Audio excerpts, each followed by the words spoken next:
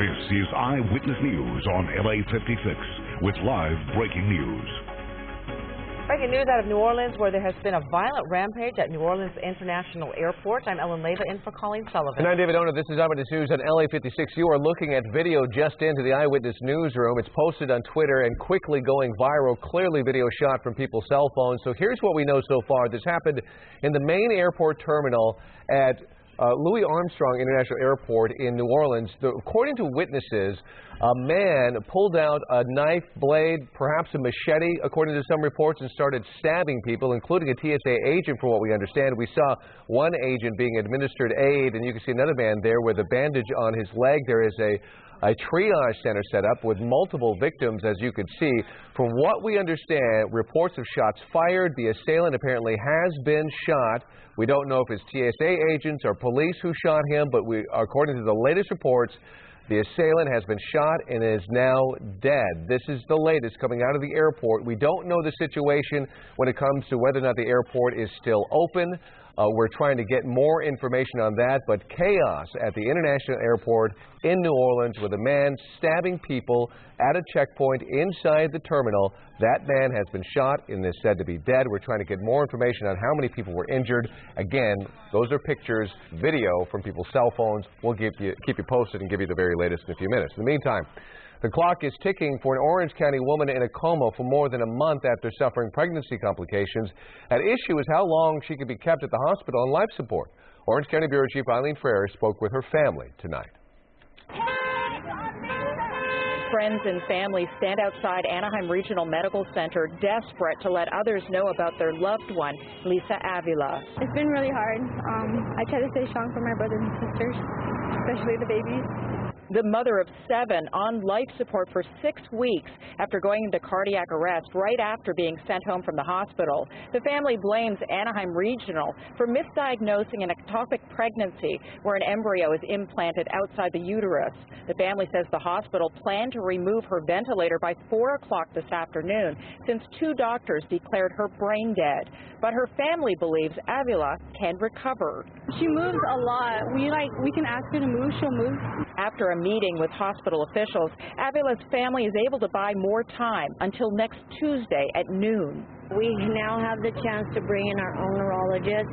We can try to transfer her. Family members say they're searching outside the state to try to find a long-term care facility that will accept her.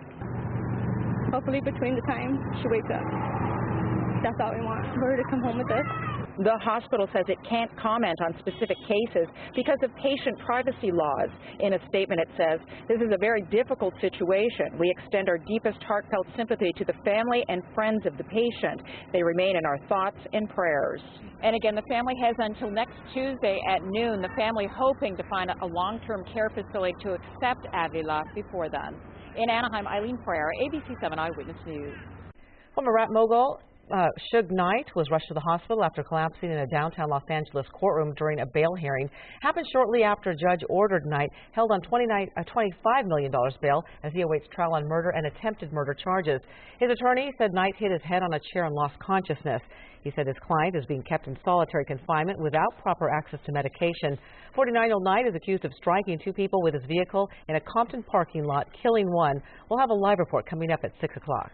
The FBI is offering up to $25,000 for information leading to the arrest of a former LAPD officer, Henry Solis.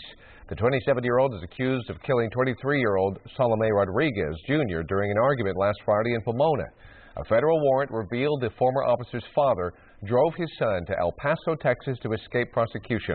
The father claims he dropped off his son at a bus station but doesn't know where he is now. And we'll have much more of the story coming up in a full report at 7:30. She disappeared nearly 2 weeks ago, sparking a massive search effort. Thankfully, the San Bernardino art student is now back with her family, but her safe return is sparking new questions. Inland Empire Bureau Chief Rob McMillan has the latest twist in this investigation. This kind of tops the chart right now for kind of strange. It's a case that's mystified the community for nearly 2 weeks. Exactly what happened to Saray Barber. I can tell you that without divulging her privacy, she has some stuff going on in her life, and she has asked for that to be private. Before she was found last night, Barber had last been seen by her roommates leaving for work from this apartment complex Monday morning of last week. But after police found her laptop and cell phone placed in the bushes outside her apartment complex, and they announced that there were 2 persons of interest in the case, they suspected there might be foul play. Now that Barber is safe, police think those persons of interest might have intentionally led detectives in the wrong direction. Not everything adds up here, not only to you guys, but to us either. Police say a lot of money and effort went into the search. Thousands and thousands of dollars has been spent in overtime alone, search teams and other things. So even though there's now relief that Barber is safe, around town there's also frustration. We're a town that's bankrupt, and to have wasted money on something that really wasn't true or maybe not be true is a little disheartening. Well, I don't mind somebody wanting to disappear on their own free will, as long as that's just they want to take a break. But in this particular case, a simple phone call would have been, hey, I'm missing and I want to be missing and I don't want anybody to find me, and that would have stopped everything. And the Barber family gave us this statement: God has righteously answered all of our prayers in guiding Saray back to us. For this we are ecstatic and so very thankful. We ask that you respect our privacy and you allow law enforcement to continue their investigation unhindered. And police say they are continuing to investigate. If they determine that someone or some people have intentionally misled them in this investigation, those folks could face obstruction charges, and they could very well get the bill for at least part of this massive search effort. In San Bernardino, Rob McMillan, ABC7 Eyewitness News. A first court appearance today for a dump truck driver charged in the death of a police officer in Beverly Hills. LAPD officer Nicholas Lee was killed in March of last year when his police cruiser was crushed by the dump truck after losing its brakes. Robert Maldonado was arrested after an investigation revealed he did not properly maintain and inspect the truck. Maldonado's defense attorney says there could be unfair circumstances in this case, believing the charges were filed solely because the victim was an officer. It's unfortunate because we don't want anyone hurt on the roads, and I think everyone should be treated equally. I just think that maybe a little more pressure is why they filed this case than the average case that would have come before them. Arraignment for the 46-year-old was delayed today. He's due back in court April 28th. If convicted, Maldonado faces up to 6 years in prison. Flames ripped through the Burbank home of a Hollywood actor today. Firefighters got to the scene just before 11:30 this morning on the 300 block of West Spazier Avenue. They got the flames under control about noon. Eyewitness Raimundo Ibarra sent us this video where you can see the black smoke shooting up into the air. He used the hashtag ABC7 Eyewitness. Residents were able to get out to safety, but the house did sustain major damage. And Eyewitness News has learned that the home belongs to Justin Baldoni. He's an actor on the TV show Jane the Virgin. No word on what started the fire or how much damage it caused. It's been over a month since an Orange County woman vanished. The family of Erica Alonzo says she went out on a Valentine's Day date and never made it home. Eyewitness News reporter Jory Rand is live in Irvine, where friends and family are gathering for a vigil. Jory? Yeah, that candlelight vigil was set to get underway here at Mike Ward Park in Irvine at 7 o'clock, but there are still some people arriving. They're going to get started here shortly. This is all about Erica Alonzo, missing since Valentine's Day night, actually the morning of February 15th. And let's take a little look at what's going on right now as dozens of people gather here. Alonzo went out for a Valentine's Day date with her ex-boyfriend. They are described as having a relationship that was off and on for the better part of the last 2 years. We've got some video to show you of Alonzo. They went out on that date. They wound up hooking up at some point at a bar in Costa Mesa with another couple who then drove them back to Alonzo's ex-boyfriend's house. They apparently got into a fight at that point. Alonzo left the apartment, and that is the last time she has been seen. Some disturbing facts. There has been no activity on any of her devices, her phones, her cell phone accounts, even her credit cards. That is particularly worrisome to investigators. And her car is missing as well, has not been found. And back here live, they are hanging up posters all around this park, really littering all of Irvine with these, plastering these up all over, desperate to find this 27-year-old missing since February 15th. Family and friends gathering here tonight for what should be a very emotional night, lighting candles and not just remembering Erica Alonso, but praying for her safe return. And we, of course, are going to head inside, talk to some of the folks here as they remember and memorialize and celebrate the life of Erica Alonso, hoping that they can get her home safely. But for now, we are live in Irvine. Jory Rand, ABC7 Eyewitness News. All right, we feel for the family. Jory, thank you for that report. In the meantime, we're going to lighten things up today. Today is the vernal equinox, marking the beginning of spring, and people gathered at the LA Observatory to witness it for themselves. They sped up the video so you could see more of it. The vernal equinox marks the moment the sun crosses the equator from north to south. It's the day when daytime and night are approximate of equal duration. It will produce a 12-hour day in both hemispheres. Until the start of summer, the days will continue to grow longer. And let's see what kind of day we're going to have this weekend, first weekend of spring. Here's Dallas Raines. Ellen, we had the time-lapse going today out of the Angeles National Forest. Some beautiful high cirrus clouds kind of rolling their way through Southern California. We reached a high today downtown of 78, and if that's any indication, we're well above normal for this time of the year. 70 is the normal high temperature. Let's look at that sunset. Here's some of the highs officially reported today.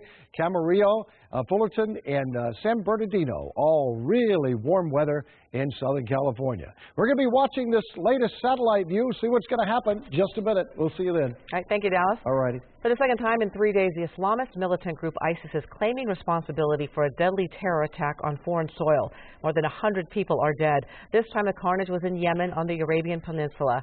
ABC's Karen Travers has the latest on the attack and U.S. response. A horrifying scene in Yemen. At least 122 people are dead, more than 150 injured after multiple suicide bombers hit two crowded mosques during midday prayers in the capital of Sana'a. A group claiming to be a Yemeni branch of the terror group ISIS took responsibility for the suicide attack. In an online post, the group warned of an upcoming flood of attacks against the rebels who've taken over the Yemeni capital and parts of the country. If today's bombings were in fact carried out by ISIS, it would be the group's first major attack in Yemen, a nation rocked by chaos and political instability. But the White House was skeptical, saying often these claims are made for propaganda purposes.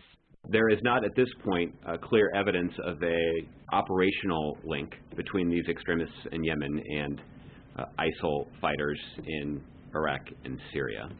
Today's attack in Yemen follows the shooting rampage on Wednesday at a museum in the Tunisian capital of Tunis. Nearly 24 were killed. ISIS claimed responsibility. The White House also said today, just as in Yemen, there is no clear evidence to back up the ISIS claims in Tunisia. Karen Travers, ABC News, Washington. Up next, an ABC News exclusive, the movie scene turned real-life disaster, the deadly train accident caught on camera. Plus, Monica Lewinsky speaking out on the consequences of her relationship with President Bill Clinton and her advice for all women. And a spectacular sight in the skies over northern Europe, a closer look at the eclipse.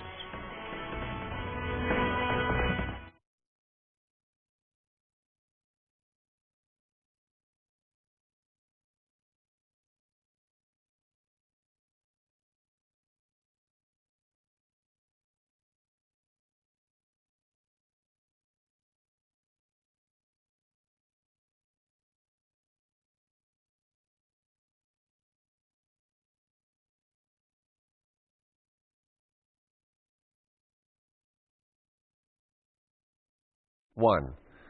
Breaking news, rampage at New Orleans International Airport. TSA, one more time. Rampage at New Orleans Airport. Here we go. 3,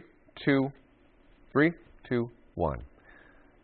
Breaking news, rampage at New Orleans Airport. A TSA agent and passengers attacked. Gunfire erupts, the deadly violence. Give you one more?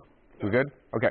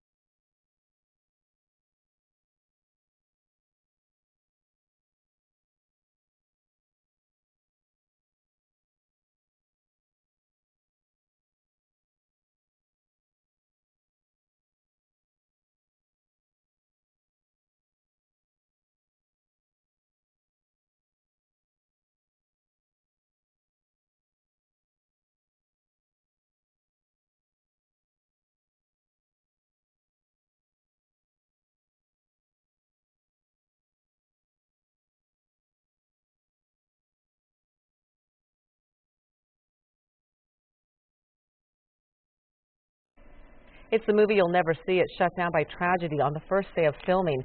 Tonight, exclusive new video of that moment just released. The crew member killed by a train. The director pleading guilty to putting lives at risk. Here's ABC's Chris Connolly. This extraordinary video shows the cast and crew of director Randall Miller's Midnight Rider trying to flee as a train hurtles down the track they were shooting on at 57 miles per hour. It was like the train was right there. So you had seconds to figure out what you were going to do. A camera mounted inside the train again shows the crew running for their lives. Wayne County 911. We need an ambulance. Someone got hit by a train. 7 crew members suffered injuries in the accident. 27-year-old Sarah Jones lost her life. He said, "Sarah's no longer here." I said, "What do you mean? You mean as in dead?" She said, "Yes, ma'am." The accident left Jones's parents and Wayne County, Georgia investigators asking questions.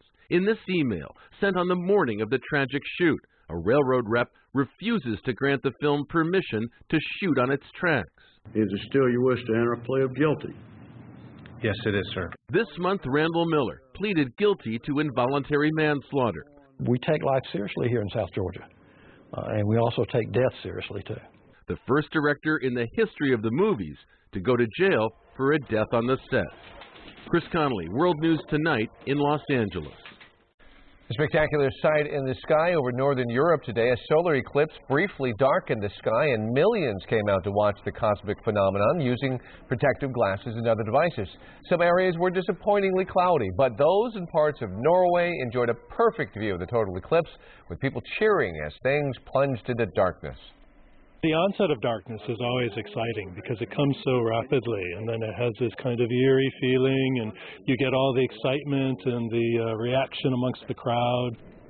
And here's a unique view of the eclipse. Passengers on board a Lufthansa flight from Chicago to Munich received special glasses and were treated to the site when their flight took a detour near Iceland. Wow, and 2 things to celebrate. It's weekend is here, and it's the first day of spring. So let's check in with Dallas Raines. And let's get it going tonight, Ellen. We're looking at the Orange County camera down at Irvine with the sun setting over the beautiful Pacific Ocean. And what a day it has been today. Actually, we're going to see a little bit more of the marine layer coming our way this weekend. Here are some of the highs today. Woodland Hills was at 87. And notice the difference between the Inland Valley areas and the marine layer. It was only 69 down at LAX. Dana Point was the same way, much cooler with that sea breeze, 67. While Riverside was all the way up to 90 degrees today. 66 degrees downtown Los Angeles. Humidity nice and high. So we're going to see those marine layer clouds reform all over the place tomorrow morning. Riverside, you're at 72. Good evening, our friends out there. Humidity at 29%. And out Malibu right now, we're at 64 degrees and skies are still mostly clear. Here's the shot from the Angeles National Forest, and it is a beauty. On the satellite view, notice a lot of clouds coming into the Pacific Northwest. It's raining in Seattle, and 52 at this hour. But for us, it's all about this little dome of high pressure that was over us this afternoon. It's going to slowly make its way to the east, and then we have a front that shows up beautifully on the satellite imagery, extends from extreme northern California up to the Pacific Northwest. The front is going to make its way down into Southern California this weekend, especially on Sunday. That will increase the onshore flow, so the sea breeze will pick up. Marine layer clouds will go all the way into the valley areas, and temperatures will be cooling down. Overnight lows tonight down in the OC, 54 Mission Viejo. Marine layer clouds going to be all over the place tomorrow morning. You'll wake up to cloudy skies down in Anaheim. 52 degrees tonight at Northridge, and 43 at Wrightwood. So for your Saturday after the morning clouds burn off, we'll have plenty of sunshine across Southern California, and our temperatures will be cooler than they were today. So Santa Clarita checks in at 80, 75 Covina, 73 downtown Los Angeles, and much cooler with that marine influence down at Huntington Beach, only 69, and 81 at Riverside. It is time to look at the 7-day forecast for our weekend, and here it is, the first spring weekend of Southern California, 73, 69 on Sunday. I think the marine layer clouds will be so thick on Sunday morning and Monday that we could see a little light drizzle, with temperatures staying actually a little bit below normal. First time we've seen that in a while. Then next week, by Thursday and Friday, another burst of Santa Ana winds. They're going to be strong, too, not only up to 40 miles per hour, but look at how hot it gets. By Thursday, it's 86 in the valleys, 91 on Friday. and again out on Sunday for a big race out at Fontana. Some early morning fog followed by afternoon sunshine. Temperatures in the mid-70s should be beautiful there. At the beaches, a lot of clouds around David and Ellen this weekend down at the beach. Like it, though. Me too. Yeah. I love that marine layer. Thank you, Dallas. Okay, thanks. Monica Lewinsky speaking out on what she calls the devastating consequences of her affair with then-President Bill Clinton. Former White House intern spoke about cyberbullying Thursday at a TED Talk in Vancouver. Lewinsky told attendees she was the first major target of cyberbullies after news of the affair broke online in 1998. She said such public humiliation needs to stop. Anyone who is suffering from shame and public humiliation needs to know one thing. You can survive it. I know it's hard. It may not be painless, quick, or easy, but you can insist on a different ending to your story. Lewinsky has taken a more public profile recently, even joining Twitter. She says she will continue to be an outspoken voice in the crusade against cyberbullying.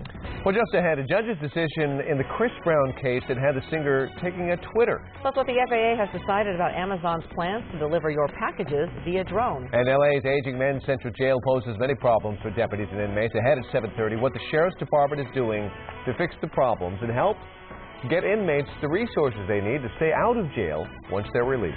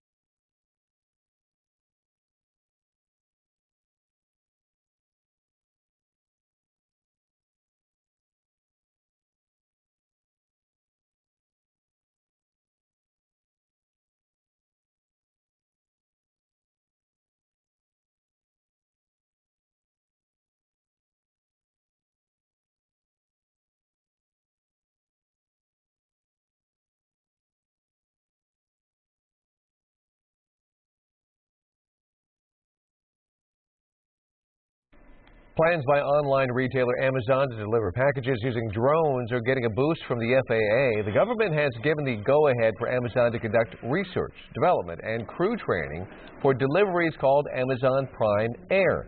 The drones can only fly during daylight hours and must remain lower than 400 feet. Anyone operating the drones must have a private pilot's certificate. Amazon hopes to one day have a fleet of delivery drones. More improvement on the job front for Californians. The state unemployment rate fell for a second month in a row to 6.7% in February compared to the national rate of 5.5%. According to the Employment Development Department, California added more than 29,000 jobs last month. The last time unemployment was this low was June of 2008. And stocks closed higher on Wall Street with strong earnings reports from Nike and Darden Restaurants. The Dow finished up 168 points at 18,127, and the Nasdaq gained 34 points to close at 5,026. We're updating the evening's top stories next at 7:30, including an update on the violent rampage at New Orleans International Airport. Plus, LA's men's central jail conditions deplorable and violations rampant. Now, new hope to fix up the aging jail and keep the inmates from coming back again. An exclusive tour inside with the new sheriff and the head of the county jail. Plus, what led firefighters to a massive illegal pot growing operation in Orange County, and what made this one so hard to detect.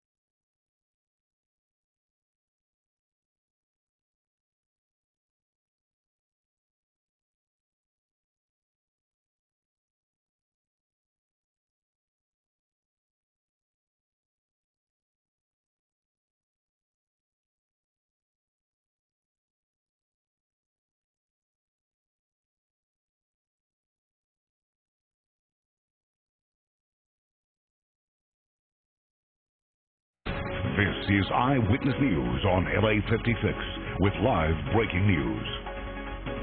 Our top story at 7:30, breaking news out of New Orleans, where police are investigating a violent machete attack and shooting at New Orleans International Airport. I'm David Ono. I'm Ellen Leyva in for Colleen Sullivan. This is Eyewitness News on LA56, LA's only live local newscast at 7 p.m. We know a man went on a violent rampage with a machete at a TSA security line. Moments ago, we learned exactly what went down when the Jefferson County Parish Sheriff held a news conference. Let's listen. He walked down the TSA pre-line, encountered the TSA officer who was checking the boarding passes with the scanning machine to be scanned. He was challenged at that point in time by the TSA officer. The response was he pulled a can of wasp spray and sprayed the officer in the face. He proceeded past that checkpoint and encountered the second TSA officer and a third TSA officer almost simultaneously. One was a female, one was a male. He sprayed the male in the face. He struck the female with a machete that he pulled out at that point in time and had a laceration across the upper right arm. The male TSA officer grabbed a piece of luggage in order to defend himself as it relates to the machete. He turned, he went through the magnetometer with the perpetrator chasing him. They got to the end of that line. If you know the checkpoints, there's some benches there. They both made the turn around the benches and were heading out of the exit. When going through the magnetometer, the TSA officer alerted the law enforcement officer who's manned at the exit. The law enforcement officer proceeded down the exit line to come around, coming in very close contact to the individual with a machete, and that officer fired 3 times, hitting the perpetrator once in the left chest, the left facial area, and the left thigh at that point in time. There was an innocent bystander who sustained a graze wound to the arm. We'll bring you much more on this breaking story tonight on Eyewitness News at 11 on KABC. New questions are being raised after the safe return of a San Bernardino art student who went missing nearly 2 weeks ago. Police say Saray Barber contacted her parents last night after seeing media reports about her disappearance. She was picked up from a shelter and returned home. Investigators say she was not being held against her will, and charges could be filed against some people close to the case who may have intentionally led detectives in the wrong direction. Another big story tonight. Investigators hope a reward will help them nab a Los Angeles police officer wanted for murder. Eyewitness News reporter Carlos Granda has the latest developments on the search. A wanted man, 27-year-old Henry Solis. He is the suspect in the shooting death of 23-year-old Salome Rodriguez. It happened last Friday in Pomona after an argument. FBI officials say shortly after the shooting, Solis went to his father's home in Lancaster, and they say the father drove him to El Paso. Using investigative methods, the agents in El Paso were able to track down the father, and they talked to him, and he admitted that he drove his son down to El Paso. The father claims he dropped off his son at a bus station but doesn't know where he is now. Officials say he has ties to Juarez, Mexico. Our last information is he was in Texas, but obviously El Paso borders Mexico. It's likely he's in Mexico, but it's also as likely that he could be in Texas. The FBI's arrest warrant says that Solis made incriminating statements about his role in the shooting and that he would never be seen again. Agents say the father and anyone who helps him can face some serious charges. There's obviously statutes for aiding and abetting, obstructing of justice, lying to the FBI, lying to a police officer. Those are all possibilities that we could pursue later on down the line. And there is now a $25,000 reward for Solis' capture, but officials warn he is possibly armed and considered dangerous. We would caution anyone who has information, who happens to spot him, obviously don't take matters in your own hands. He's a former military, U.S. Marines, and former police officer. So we just caution you to take extreme caution and call the local FBI, local police. And the FBI has a tip line where you can call and remain anonymous, and the number is 888-CAN'T-HIDE. That's 888-226-8443. Reporting live from LAPD headquarters in downtown Los Angeles, I'm Carlos Granda, ABC7 Eyewitness News. In Hollywood, police shoot and kill a dog while looking for a man suspected of assault with a deadly weapon. Police say they got a call around 10:30 this morning from a caller near Sunset Boulevard and Serrano. The woman claimed her neighbor had threatened her. And when police arrived, officers say they encountered a dog who started charging at them. That's when they opened fire. The dog's owner, who was not present during the shooting, says this is a tragic loss. He was protecting my house, and so he got shot. And I'm sad about that. You know, I think things could have been done differently. But then again, I'm sure the police officers weren't ready for a pit bull to come charging at them. He says the dog was a pit bull lab mix named Two-Face. While Two-Face was sometimes aggressive, his owner says he has never bitten anyone before. The suspect has not yet been detained. It's been a long, tumultuous journey for singer Chris Brown after his 2009 attack on Rihanna, but today his probation was finally lifted. Brown smiled as LA Superior Court Judge James Brandlin declared that he has met all the terms of his probation. That included roughly 1,000 hours of community service.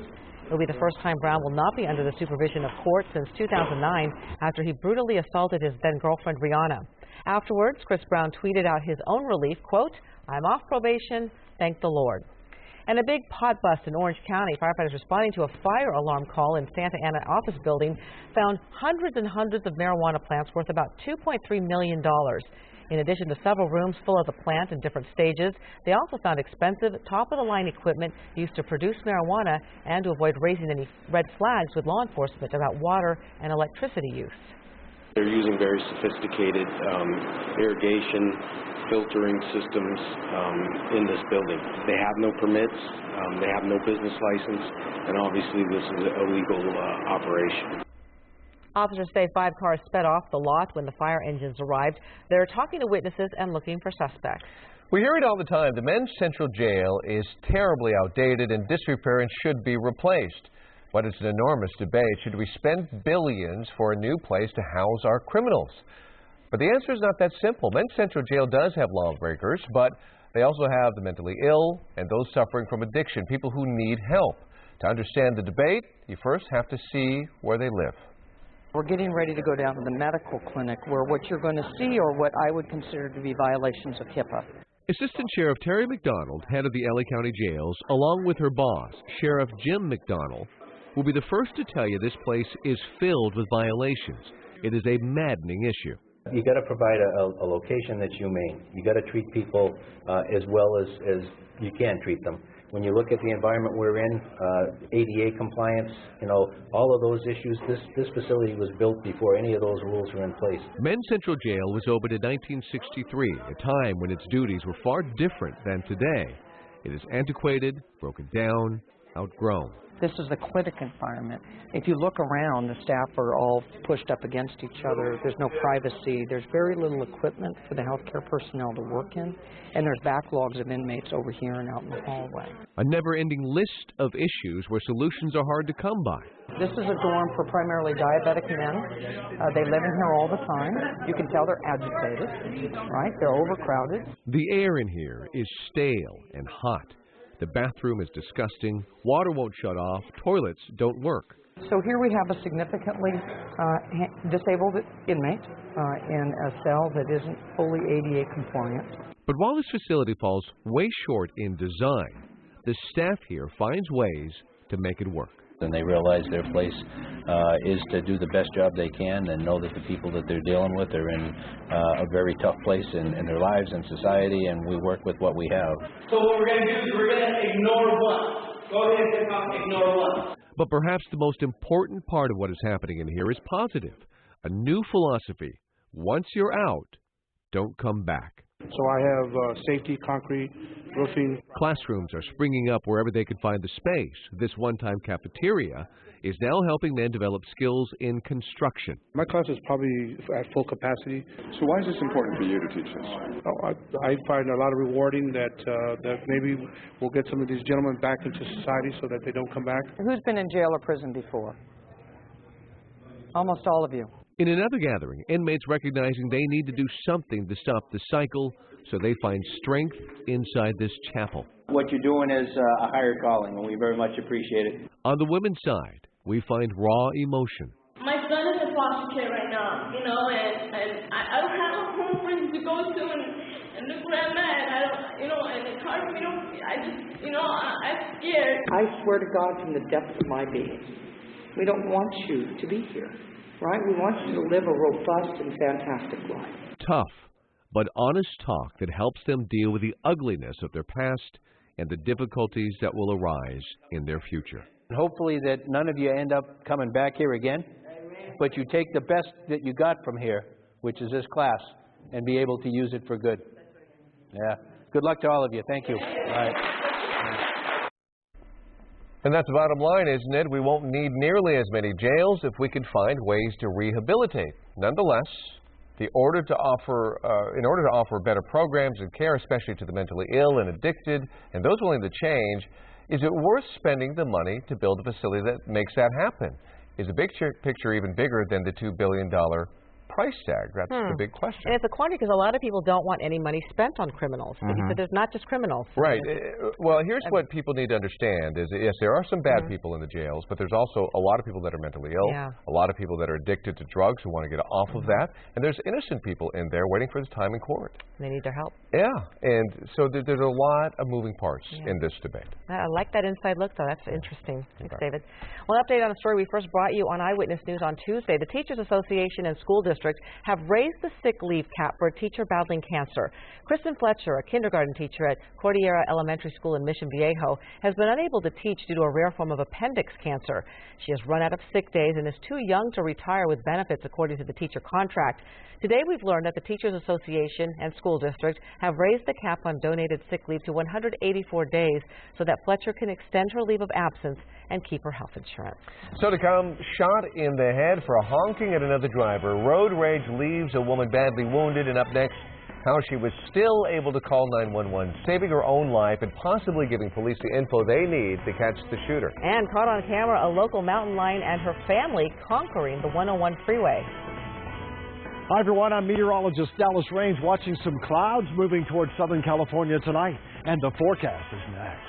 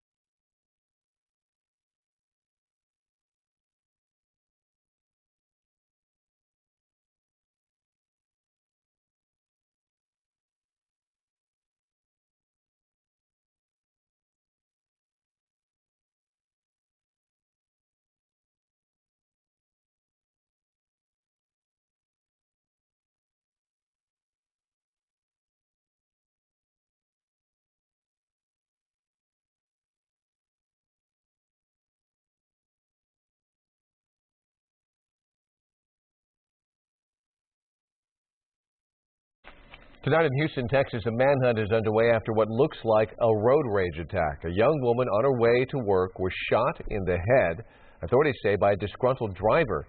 Then she managed to call 911 herself. Here's ABC's Ryan Owens.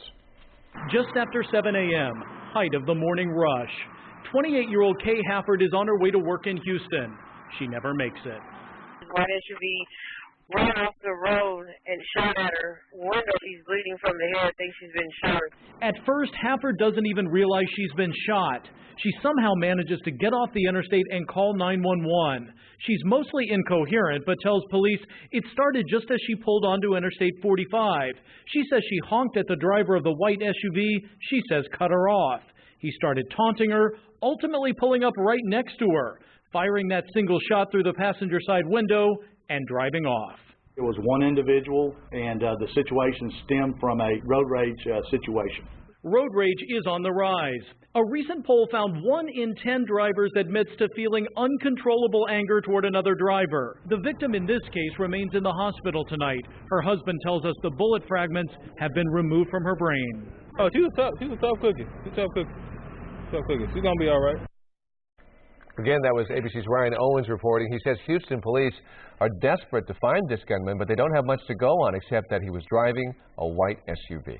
Look out, mountain lion crossing. For the second time, researchers have caught a mountain lion crossing the 101 freeway.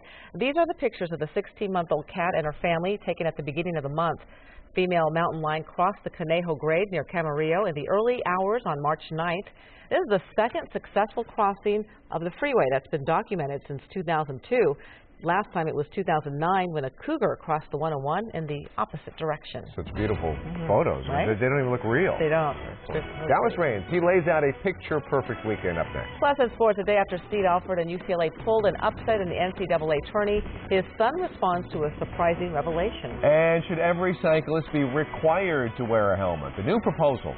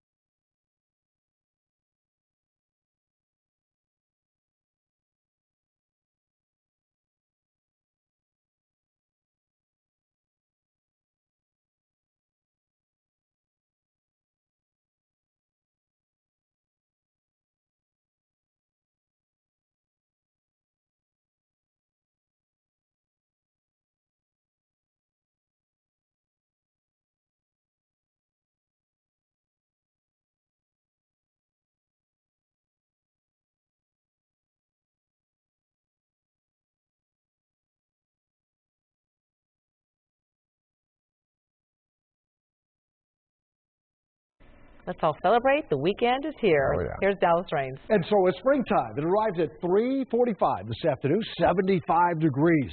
Still nice and warm out in the San Fernando Valley, and I did see 87 today out there at Woodland Hills. Now tonight, still 75 at Van Nuys, 72 at Burbank, 77 up at Santa Clarita. But marine layer clouds are on the increase tonight. We're going to move them all the way, not only at the beaches tomorrow, we're going to take them inland for a ways. They'll wake up to tomorrow morning in Burbank with some cloudy skies. There'll be plenty of sunshine in the afternoon hours, though. Of course, today was the first day of spring, and when that happened at 3:45, the sun was directly over the equator at that time, so equal amounts of day and night across the earth. And as the sun continues to make its trek northbound on the 21st of June, it'll be right over the Tropic of Cancer, and that'll be the first day of summer in the northern hemisphere. It felt like summer today out at Woodland Hills, 87. And look at Riverside at 90 degrees today. Much cooler down in that marine air, down at LAX, it's 69. 79. And we see the clouds tonight on the satellite view making their way into the Pacific Northwest, where it is raining. High pressure slowly moving out tonight. So the high that was sitting right on top of us earlier today, that generated those warm temperatures out in the valleys. But when you look at the view, you see a cold front stretching across northern California, and that front will make its way down into Southern California over the weekend. That increases the onshore flow into Southern California. Gusty winds over the desert, and marine layer starts cranking up. Here are the highs for your Saturday afternoon, the first Saturday of spring, 76 degrees in Simi Valley. Only 70 down at Inglewood because it will be cloudy tomorrow morning. And then, as I mentioned, the sea breeze will be blowing down at the coastline. So only 67 at Dana Point. It will be sunny, though. Hazy sunshine, Riverside at 81. Time to look at that 7-day forecast. Here it is. Morning low clouds to start your Saturday. Otherwise, a beautiful day. Then on Sunday, the clouds thicken up a bit. 69 downtown. Could be even some drizzle early Monday morning at only 69. Valley forecast temperatures. Tomorrow, 78. Actually, a little bit cooler on Sunday. And we have the big NASCAR race out at Fontana on Sunday. You'll have some early morning fog. It'll feel really nice. But by 11 or 12 o'clock, hazy sunshine. Temperatures only about 75 for the race. Should be perfect. Now, the Santa Ana winds do blow next week. You'll really feel them crank it up Thursday and Friday of next week. And temperatures rebound to the 80s even at the beaches. The beaches will be cloudy a lot this weekend, especially on Sunday with a high of only 64. In the mountain areas, beautiful weather. Some clouds along the coastal slopes on Sunday, but above about 4,000 feet, skies will be sunny. Have a wonderful weekend. We will, Dallas. Thank you. Thanks, David. Well, all hail the underdog. Improbable morphed into incredible as day one of the NCAA tournament featured a pair of seismic upsets. And today, 13th-seeded UC Irvine nearly pulled the encore. The final minute of play defined March Madness, tied at 53 when Luke Nelson gets into the lane, and that one puts Cinderella up a pair. The Cards score 4 unanswered, but UCI, they had a chance. Alex Young looking to create some offense, but he's stripped of the ball. No foul was called. Louisville sends the Anteaters packing, holding on to a win, and 57-55. I thought in many ways in this game we were their equal. Hard to say we were better than they were because of the way the game ended up, but we were a play away from winning that game. We had a quick play lined up, and not to even get a shot up, that's on me. Being a point guard and leader of this team, I got to make sure my players or my teammates are in the right spot so we can get a shot up at that, the last possession of the game, especially. So I take responsibility in that. Meantime, UCLA is gearing up for Alabama-Birmingham in the round of 32 tomorrow. And UCLA can thank Bryce Alford, whose wayward three was ruled good because of goaltending. The controversial finish capped a 27-point performance in the win over SMU. Alford's ability is not going unnoticed by father, Steve, who says Bryce is a better player than he was. He's one of the best college basketball players of all time, in my opinion. Obviously, I'm a little biased, but he was an incredible player in college, and I'm not so much trying to live up to him or try to be as good as he is. I'm just trying to be my own player and make a name for myself. Clayton Kershaw on the bump today. Dodgers taking on Oakland. Scary moment here in the third. Andy Perino with the comebacker and tagging Kershaw on the left side of his face. Kershaw dropped to the ground, was checked out by the medical staff, and would stay on the mound 2 more innings. Dodgers have 6 ties so far this spring, but down 2-1 in the 9th. The A's scored 2 runs off Brad Smith, ensuring no tie today. Athletics with a spring training walk-off, winning 3-2. Angels are playing a night game with Cleveland. Biking without a helmet is not smart, but should it be illegal? One California lawmaker seems to think so. Eyewitness News reporter Melissa McBride has more on the proposed bill. Thousands of cyclists will pedal through the San Fernando Valley on Sunday for Ciclavia. Many will have on helmets, but some adults may choose not to wear one. State Senator Carol Liu believes helmet use should be mandatory. She's introduced Senate Bill 192 to change the law. People are being hurt, and we feel like there is a a need to do something to improve safety. According to the California Highway Patrol, accidents involving bicycles are on the rise. SB 192 would fine cyclists, including adults, $25 for not wearing a helmet. They'd also be required to wear reflective clothing at night. Courtney Pruitt rides her bike to work without a helmet. I feel like Carol Lou should spend her time doing other things than trying to regulate helmets because you know, it's a person's personal decision whether to wear a helmet or not. Currently, no states require adults to wear bike helmets, but 21 states, including California and the District of Columbia, require teenagers and children to wear a helmet. Eric Bruins from the LA County Bicycle Association supports wearing a helmet, but says the bill does nothing to reduce collisions. Ultimately, if we want to make bicycling safer and get more people to ride bikes, we need to really focus on the strategies that reduce collisions in the first place. Bruins says more bike lanes and education would benefit cyclists and drivers. Lou stands behind her proposal despite some opposition from the cycling community. It's a very hard conversation to change behavior, especially if you don't believe it's going to make a difference. A committee will likely vote on the bill in the next 2 months. In Glendale, Melissa McBride, ABC7 Eyewitness News. And more news straight ahead here at 7:30 and ahead tonight on Eyewitness News at 11 on ABC7. We'll have more on our breaking news story. A man armed with a machete goes on a rampage at New Orleans International Airport. Authorities opened fire. We'll have the latest on the investigation. Plus, a group of residents is forced out of their brand new Hollywood high-rise home, why the entire building was ordered out. These stories and all the late breaking news on Southern California's #1 late newscast, Eyewitness News at 11 on ABC7.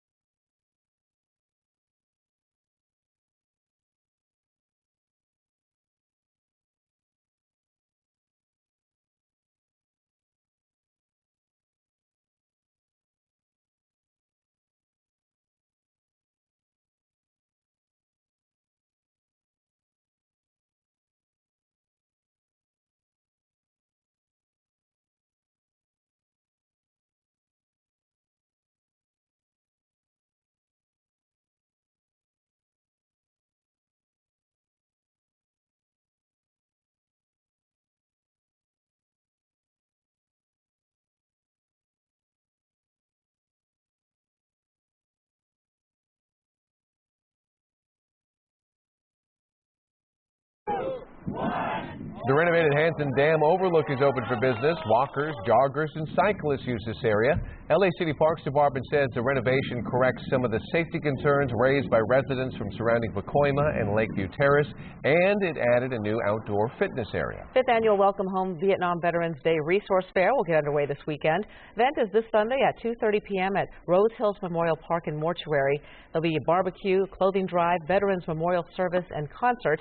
All proceeds from this year's barbecue will go to benefit local veterans charities. That's great. Well, thanks for joining us for Eyewitness News at 7:30 on LA56. Law and Order SVU is next here on LA56. Eyewitnesses continues at 11 p.m. on ABC7 and anytime on ABC7.com.